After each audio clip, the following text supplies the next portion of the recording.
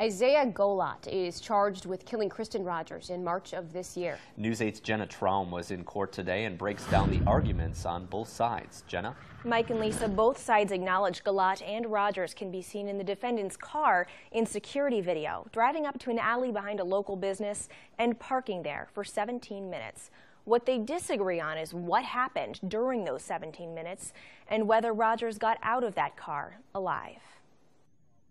When Dwayne Rogers thinks back to the last time he saw his wife alive, he can't help but wish she hadn't headed out the door alone. The next time Rogers saw his wife, he was identifying her body, which was found face down in a northside parking lot. I was devastated, basically. Started crying. I still feel like it's a dream. I'm hoping that somebody wake me up and tell me that it's just a joke or something like that. More than half a year later, Rogers is testifying at his wife's murder trial. The person accused of strangling her to death was someone she knew, Isaiah Golat. According to testimony in court, Kristen Rogers met up with him in the early morning hours of March 6th to buy some crack cocaine. Surveillance footage shows the two of them in Golat's van, driving to the alley where Rogers' body was later found and parking there for 17 minutes. The prosecution argues that's when Golat killed her and abandoned the body. The autopsy showed she was strangled. He was the last person seen with her. He was the last person to be driving with her at Quick Trip and driving down the alley. That her body was found exactly where he would have been parked. She died from strangulation, and the defendant's DNA profile is present on her neck. The defense has a very different idea of what happened during those 17 minutes the van was parked. Isaiah Golat drove away at 2:14 a.m.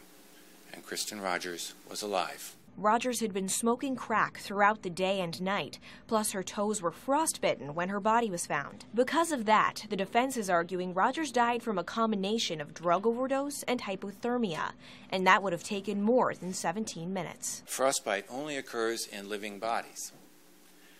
During the early morning of March 6th, the temperature in La Crosse was in the low 30s. The wind chill was in the high 20s. It takes longer than 17 minutes to get frostbite in those weather conditions. And while his wife's murder trial may be tough to sit through, Dwayne Rogers says it's nothing compared to the emotions he's been feeling since he lost her. I miss her. I want to talk to her. I want to see her. I want to hug her. It's every day. Dwayne and Kristen Rogers were living separately at the time of her death, but in close contact. On her last day alive, the two smoked crack together at the halfway house for recovering addicts where she was living. Dwayne Rogers tells me he's sobering up as a way of commemorating his wife. Thank you, Jenna. Golat faces life in prison if convicted. The trial is expected to wrap up by the end of the week. Rogers left behind 3 children.